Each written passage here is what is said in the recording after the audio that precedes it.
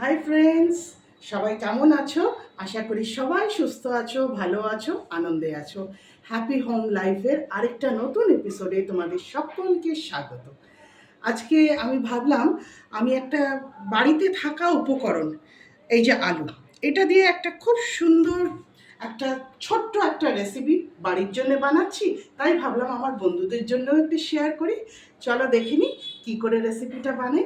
একদম ছোট্ট, তবে খেতে কিন্তু অসাধারণ। মেন ইনগ্রিডিয়েন্ট এটা হলো, দেখো, আলু আমি সেদ্ধ করে নিয়েছি।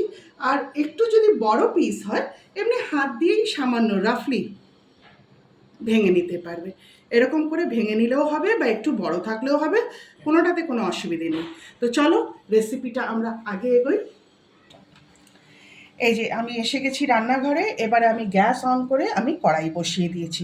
এই খুললো আমার মশলার ডিব্বা।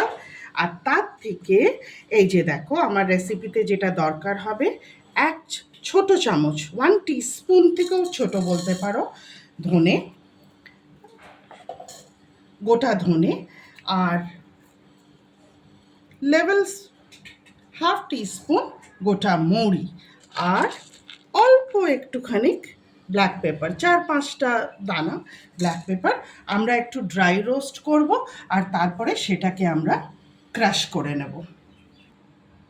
এই যে দেখো, এটা রোস্ট হয়ে গেছে। আমাদের পড়ে না যেন মশলাটা, একটা সুন্দর ফ্রেগরেন্সও বেরোচ্ছে।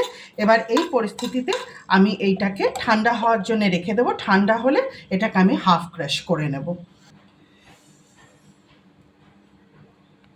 এবার আমাদের নেক্সট স্টেপে চলে যাচ্ছি।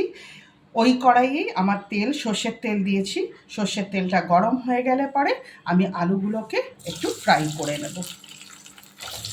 এই আলুগুলো যখন সেদ্ধ করেছিলাম, অল্প নুন দিয়েই সেদ্ধ করা ছিল।